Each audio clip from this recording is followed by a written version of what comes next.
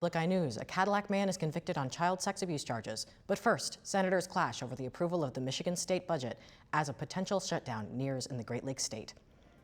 Coming up, Summer Stirrett will have your weather forecast where we'll look at conditions leading into the weekend. Later today on Craft, we'll bring you today's sports breakdown. I'm Emma Moratz. And I'm Charlie Anderson. This is Public Eye News.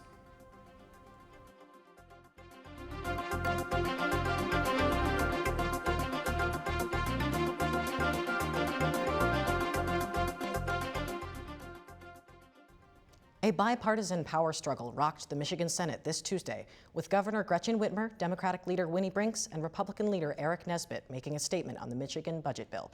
This budget has yet to be passed due to a months-long stalemate, but putting it off further risks a governmental shutdown if it is not passed by October 1st. Both Whitmer and Brinks have released statements discussing budget non-negotiables and urging Senate members to work to finalize and pass this budget. Republican leader Eric Nesbitt issued a statement criticizing Whitmer's handling of the budget and urging representatives to continue to lead Democrats to the bargaining table. Union nurses employed at Aspirus Ironwood Hospital are holding a rally tonight in protest of Aspirus's proposed closure of Ironwood's obstetrics unit. The Michigan Nurses Association has been in talks with Aspirus since May 6th, but progress has been slow. Executives at the Wisconsin-based corporation have been refusing to negotiate, even with the $1.2 million grant provided from the Michigan government. The proposed closure of the obstetrics unit comes after sizable healthcare cuts all over the country. This rally will take place tonight from 4:30 p.m. to 6 p.m. at the corner of US 2 and Oak Lane in Farner's Excavating Materials lot. There's a new exhibit that is going at the Beaumere Center. This exhibition, titled Gales of November, Shipwrecks on Lake Superior, is set to be unveiled on Friday, September 19th at noon. The display is going to feature famous shipwrecks that happened on Lake Superior. In November, changing weather makes the Great Lakes unstable, which causes shipwrecks to happen more often. This November marks the 50th anniversary of the sinking of the Edmund Fitzgerald, and the story of the shipwreck will also be told along with the Algoma, Myron, and many more. There will also be pieces of these shipwrecks available to view from Isle Royale National Park. The exhibit will be available to view until December 20th and is free for all ages. A Michigan Tech geneticist has partnered with biotech company Colossal Biosciences to possibly revive the red wolf population in the southern United States.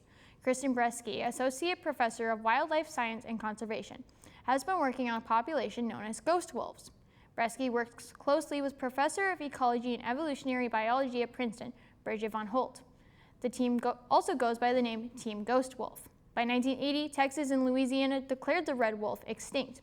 Colossal Biosciences recently made headlines because they were able to have 3 successful wolf puppies from edited DNA. Israeli troops have pushed further into the city of Gaza with the aim of destroying Hamas. The ground attack has forced thousands of Palestinian residents to flee the city. Holly Williams of CBS News has more. Gaza is burning, according to Israel's defense minister. Israel says it's attacking the last major stronghold of Hamas.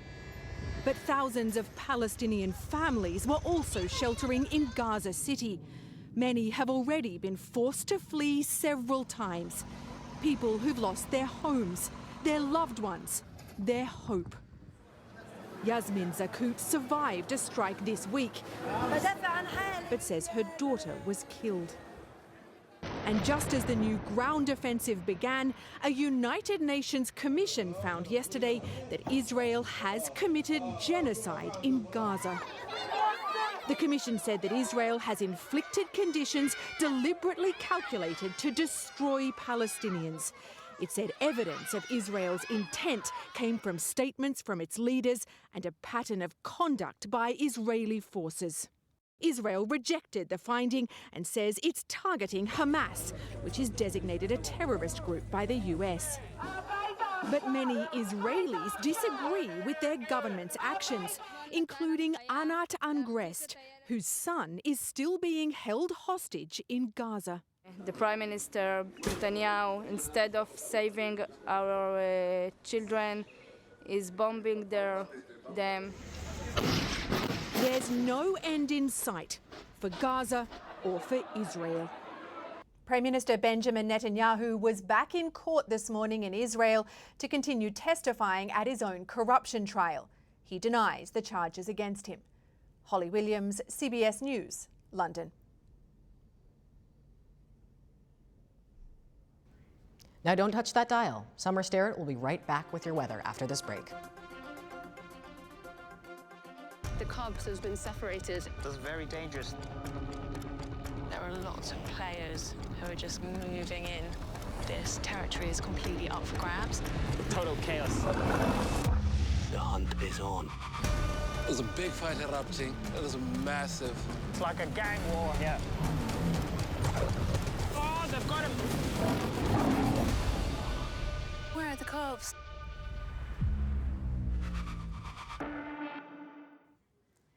Welcome back to Public Eye News. I'm Summer Sterrett, and I'll be delivering your weather report today. Taking a first glance at our campus rooftop cam, it's looking like a nice day outside. I'm ready to get out of the studio and out in the outdoors. Taking a look at our Upper Peninsula map here. Starting off in Houghton, it's going to be 78 and partly cloudy. Down in Ironwood, 79 and sunny. Carrying that same trend over to Iron Mountain, 85, Menominee, 80. And over into Escanaba, it's going to be 78 and sunny, Manistee 74, Sault Ste. Marie 77, and back here in Marquette, it's going to be 78 and partly cloudy. As I said, partly cloudy and temperature of 78. Winds are going to be north-northeast at 10 miles per hour. Our barometric pressure is going to be 30.02 inches and falling. Looking into our conditions for tonight, it's going to be partly cloudy with a low of 57, and our winds are going to be north at 7 miles per hour. Moon phase is a waning crescent. Looking ahead into tomorrow, cloudy with a high of 61, a low of 54, and our winds are going to be north-northeast with 10 miles per hour. Taking a look at our weekend, Friday is going to be a high of 60 and a low of 55 with partly cloudy. Saturday, 66 with a chance of some showers and a low of 59.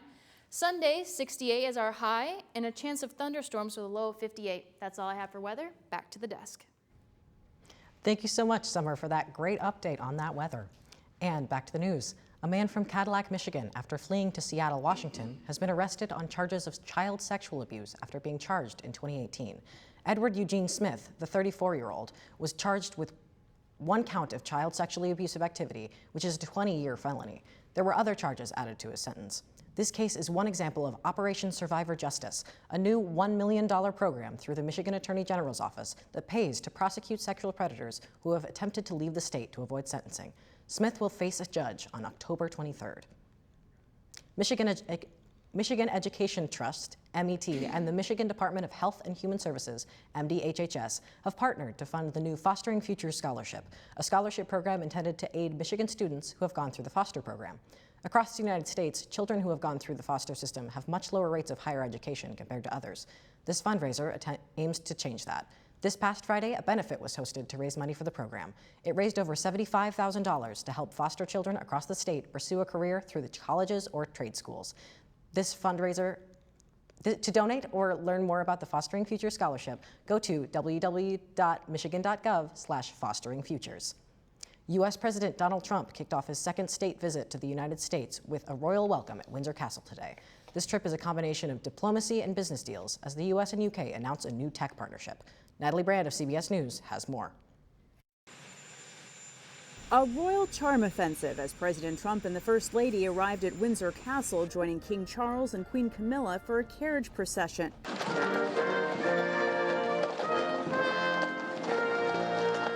The pomp and pageantry included 1,300 members of the British military, 120 horses, and royal bands.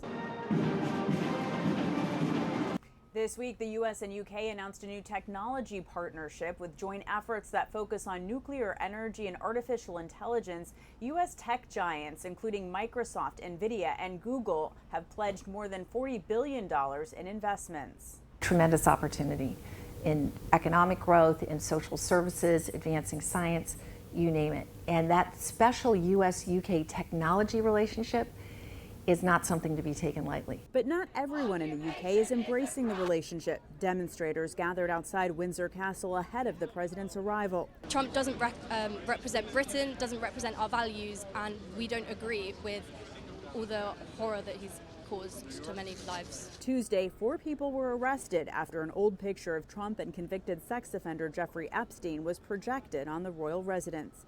Natalie Brand, CBS News, the White House. Now don't go anywhere.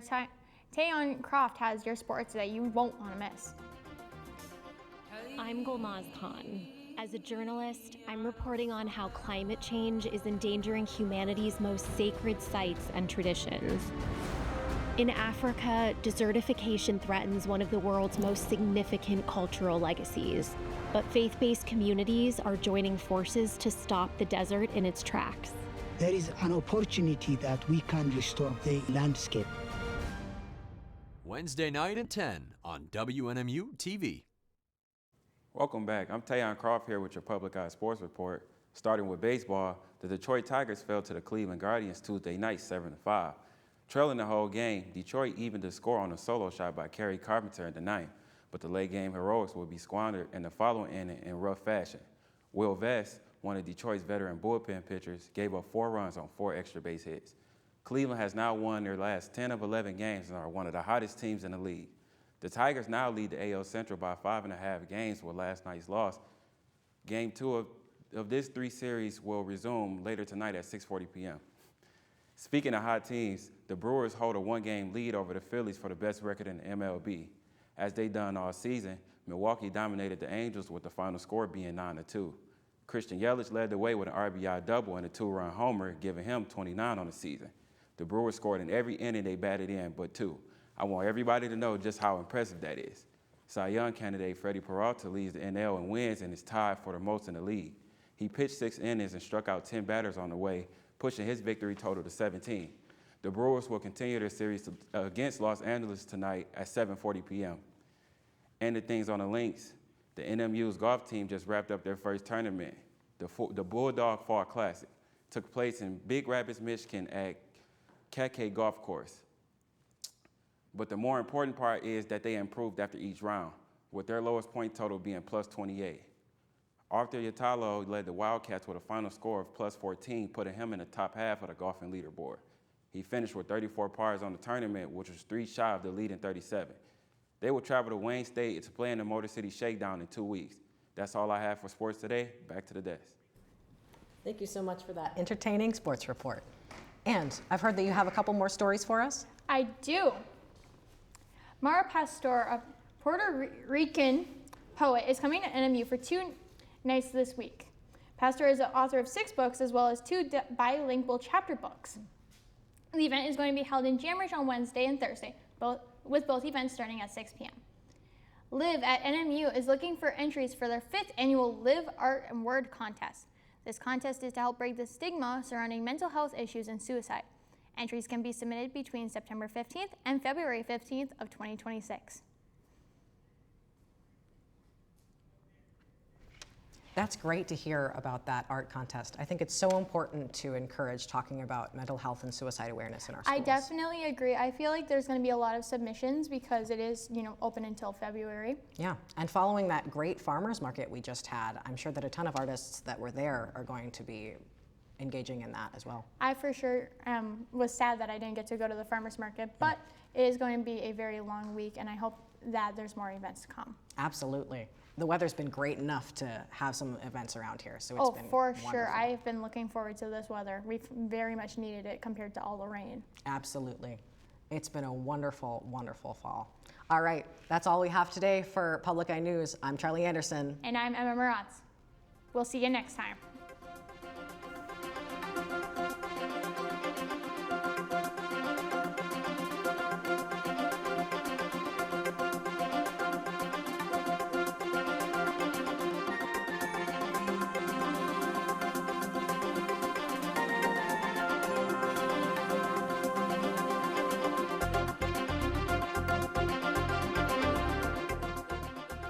The preceding program was produced by WNMU-TV, Northern Michigan University Public Television, in studios located in Elizabeth and Edgar Hardin Hall.